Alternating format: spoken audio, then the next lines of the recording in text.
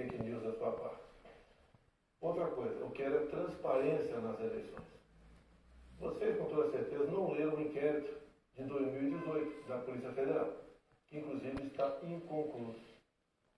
E aquela pergunta que eu sempre faço: se você pode botar uma tranca-boia na sua casa para evitar que ela seja assaltada, você vai fazer ou não? Então esse é o objetivo disso que eu tenho falado sobre o Tribunal Superior Eleitoral. E outra coisa, em 2014, tivemos eleições, no segundo turno, o PSDB duvidou da lisura das eleições e contratou uma auditoria. E a conclusão da auditoria do PSDB, que as urnas são inauditáveis. E só para ficar bem tranquilo aqui, moço, 2018, houve uma denúncia de fraude e a senhora Rosa Weber determinou que fosse aberto inquérito pela Polícia Federal para apurar a fraude. Que, obviamente, se houve fraude, eu ganhei, quem falou se ganhou. A PF começou a apuração. E quem informou o que eu vou te falar aqui para a PF foi o Tribunal Superior Eleitoral. Numa das páginas do inquérito está assinado pelo chefe do TI do TSE que hackers ficaram por 8 meses dentro do TSE, inclusive com a senha do ministro, de nome Banes, além de senha de outros 5 servidores. Imediatamente a Polícia Federal pediu os logs, as impressões digitais do que ocorreu nas eleições de 2018. O TSE podia ter informado no mesmo dia, mas 7 meses depois, o TSE informou que os logs haviam sido apagados. Então, a grande interrogação é exatamente essa aí. Nós queremos evitar que dúvidas pairem por ocasião das eleições. Agora, é curioso que o senhor se refira a esse episódio, porque o senhor, inclusive, foi acusado de ter divulgado informações sigilosas de investigações inconclusivas. Mas, sobre a transparência que o senhor afirma defender das urnas, órgãos fiscalizadores, como o Tribunal de Contas da União, a Advocacia Geral da União, associações de juízes, associações de juristas, associações de delegados da Polícia Federal, já atestaram a segurança das urnas eletrônicas. Eu vou além. A transparência e a segurança das urnas eletrônicas tem sido motivo de orgulho da maioria da população brasileira. Agora, o senhor começou a sua resposta afirmando que eu tinha cometido fake news. Em nome da verdade, candidato, o senhor xingou o ministro do Supremo de canalha. O senhor fez isso com o micro... Então, e ele vinha fazendo contra mim. Mas, candidato, eu lhe perguntei qual era o seu propósito. Lembra a pergunta que eu fiz ao senhor? Qual era o seu propósito? Falou ministro, foi um ministro específico. Senhor. Está refeito aqui a dúvida? Mas não, é que o senhor disse que eu cometi fake news. Eu só para esclarecer, a pergunta que eu lhe fiz é qual era o seu propósito ao xingar um ministro de canalha e ameaçar não permitir que as eleições fossem realizadas, se isso não lhe compete fazer, não é uma atribuição do presidente da República, é uma atribuição constitucional. Quem vem sendo perseguido o tempo todo por um ministro supremo sou eu. Um inquérito completamente ilegal. E as medidas que vinham sendo tomadas por esse ministro eram contestadas. Lá atrás, inclusive, a procuradora Raquel Dodge deu um parecer para que esse inquérito deixasse de existir. E continua existindo. A temperatura subiu. Hoje em dia, pelo que tudo indica, está pacificado. Espero que seja uma página virada. Até você deve ter visto, por ocasião da posse do senhor Alexandre de Moraes, um certo contato amistoso do nosso lado. E pelo que tudo indica, está pacificado. E quem vai decidir essa questão de transparência ou não serão, em parte, as Forças Armadas que foram convidadas a participar da Comissão de Transparência Eleitoral. As Forças Armadas são uma das partes, né, desse grupo que analisa a segurança. A grande questão não é nem a presença das Forças Armadas, candidato. A grande questão que se dá é que o senhor se coloca como patrono das Forças Armadas e a forma como o senhor acata o sistema eleitoral é que causa ruído e que causa uma certa intranquilidade. Teremos eleições, o ministro Germano acabou de assumir. Amanhã tem um encontro, pelo que me parece, um encontro com o ministro da Defesa para tratar desse assunto sobre transparência eleitoral. Eu tenho certeza que o ministro Alexandre de Moraes vai conversar e chegar a bom termo essa questão de eleições. Agora, precisei provocar para que chegasse a esse ponto. Pode ter certeza que vão ter eleições limpas e transparentes na concorrência. O senhor costuma dizer que defende a liberdade, mas a impressão que dá quando a gente vê manifestações de apoiadores seus é de que nem todos têm a mesma percepção daquilo que o senhor defende, porque é muito comum vermos apoiadores seus defendendo medidas absolutamente inconstitucionais, fechamento do Congresso, fechamento do Supremo Tribunal Federal, golpe militar, intervenção militar com Bolsonaro, essas coisas são ditas. Inclusive tem uma frase que é muito ouvida também nessas manifestações, por parte desses grupos, que é: eu autorizo. No entanto, o senhor não os desautoriza, candidato. Isso não é uma sinalização ruim dessa parcela de apoiadores? Você vê as manifestações nossas sem qualquer ruído, uma lata de lixo sequer virada nas ruas. Eu considero como liberdade de expressão. Essa, artigo 142. O que é artigo 142? É um artigo da Constituição, que eu não entendo da maneira como alguns pouquíssimos entendem. Quando alguns falam em fechar o Congresso, é liberdade de expressão deles, eu não levo para esse lado. Né?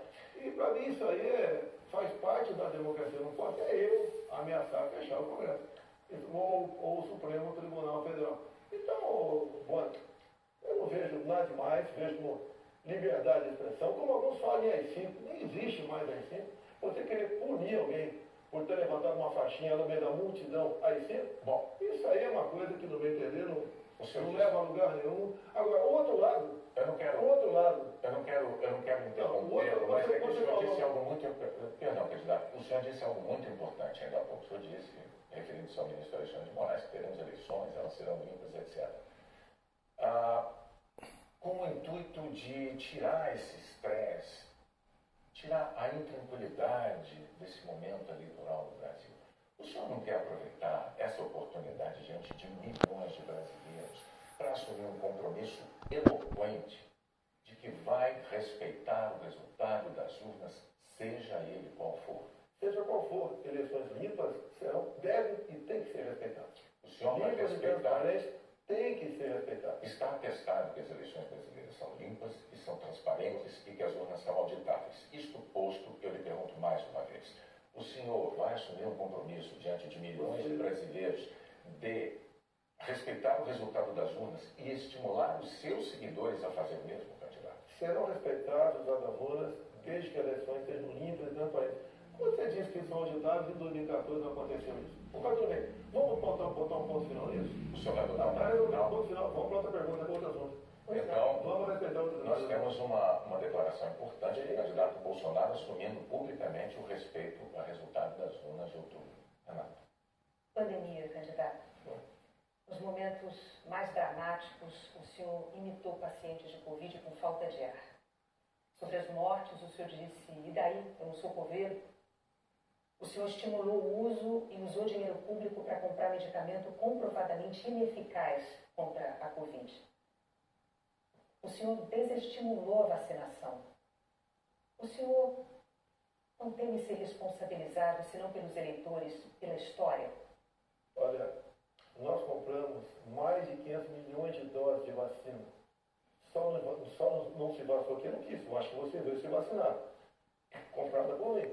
E em tempo bem mais rápido que outros países, que isso não tinha no mercado. Não poderia eu, num primeiro momento, por exemplo, falar que devíamos assinar certos contratos, como por exemplo com a Pfizer, onde a Pfizer não garantia a entrega da vacina. A primeira vacina no mundo foi dada em dezembro de 2020. Em janeiro, nós já estávamos vacinando no Brasil. Então fizemos a nossa parte.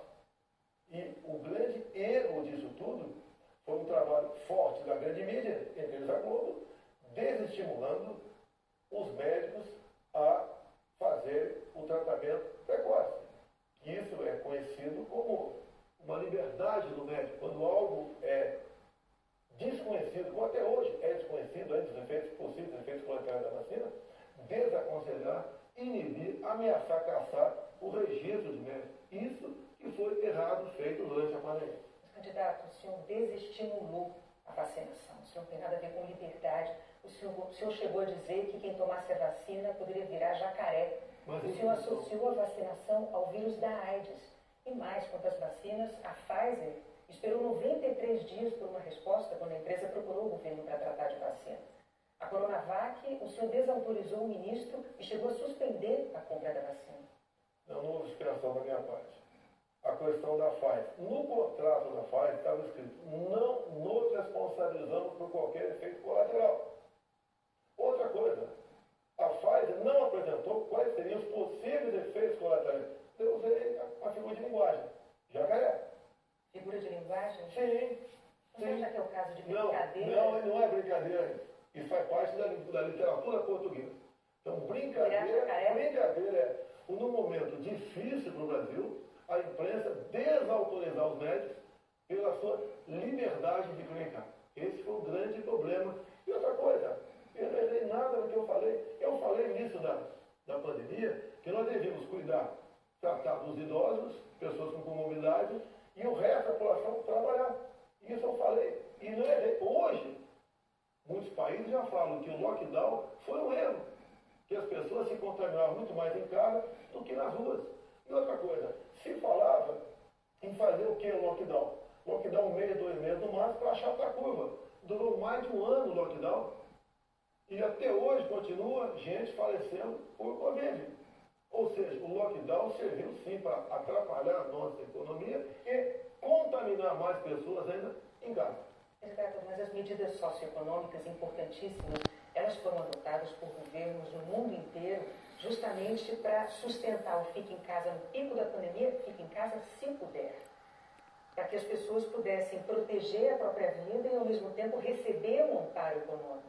Para evitar o colapso dos hospitais, aliás, como nós vimos em Manaus, pessoas morrendo com falta de oxigênio por um erro de logística e gestão do seu ministro da Saúde. Negativo.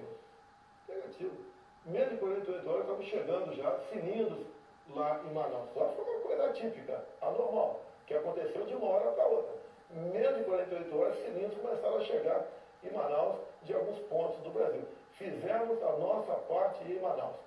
Não faltou da nossa parte recursos bilionários para governadores e prefeitos enfrentarem a Covid, construir hospitais de campanha. Então fizemos a nossa parte. Raro país do mundo que fez algo melhor do que nós fizemos. E o resultado, até o OMS reconhece isso daí. Fizemos a nossa parte. O senhor mencionou 48 horas, o fato é que Manaus ficou uma semana, mais de uma semana, 9 dias, sem receber o apoio das pessoas com falta de oxigênio nos hospitais. Não é verdade isso. Agora, candidato, sobre o seu comportamento, com as frases que eu mencionei, imitando pacientes com falta de ar, muitos viram isso como um sinal de falta de compaixão. Se faltasse no ar, sabe? Eu imitando falta de ar. Realmente... Mas falta de compaixão... Você começou a mudar. Desculpe, só tudo bem. De eu completar a minha frase. Muitos viram isso como uma falta de compaixão, de solidariedade com os doentes, com as vítimas, com os parentes das vítimas. O senhor se arrepende? A solidariedade, eu me manifestei conversando com o povo nas ruas, visitando a periferia de Brasília, vendo pessoas humildes que foram obrigadas a ficar em casa sem ter um só apoio do governador ou prefeito. Isso que aconteceu. E nós fizemos exatamente o quê? Demos o auxílio emergencial imediatamente. 68 milhões de pessoas humildes começaram a receber o auxílio emergencial. Eles estavam condenados a morrer de fome dentro de casa. O senhor não se arrepende das declarações? Ou ir para a rua, fazer o que não queriam. Podiam ter um caos na rua, caos porque pessoas com fome iam para a rua. Criamos imediatamente o auxílio emergencial. Fizemos a nossa parte. Demos tanto dinheiro para governadores e prefeitos que a gente não tem notícia de eles terem atrasado, se for de pagamento ou até mesmo 10%. E quando tivemos a oportunidade de investigar fraudes, aquela CPI do circo feita por Renan Calheiros, Omar Aziz e Randolfo Rodrigues, não quiseram investigar os desvios de recursos enviados para 9 governadores do Nordeste. Fizemos a nossa parte e tratei com muita seriedade essa questão. Agora, não adotei o politicamente correto. Não estimulei. Inclusive, o que eu falei é que quando foi decidido o que era essencial, o trabalho essencial, deve ser todo aquele necessário para um homem ou uma mulher levar o pão para dentro de casa. A própria MS concordou comigo, né? Então o senhor chama isso de politicamente incorreto? O senhor não se arrepende do seu comportamento, das frases que fez, imitando pessoas com falta de ar, como solidariedade com as famílias? Você acabou de falar que eu não imitei falta de ar, voltou a falar em falta de ar novamente. Você voltou a falar em falta de ar novamente. 700 mil mortos. A minha pergunta é muito específica. O senhor se Lamento arrepende? as mortes. Não tem que não perder um parente, um amigo. Lamento as mortes. Agora, não poderia ser tratado a Covid da forma como começou a ser tratado. E quando você fala em tratamento precoce, lembre-se que no protocolo do Mandetta tinha tratamento precoce lá, mas só em caso grave, onde eu não concordei com ele. No início, o protocolo do Mandetta era vá para casa, quando sentir falta de ar, procura o hospital. Eu falei, procurar para quê se não tem remédio? E não tinha vacina também naquele momento. Bom, vamos falar de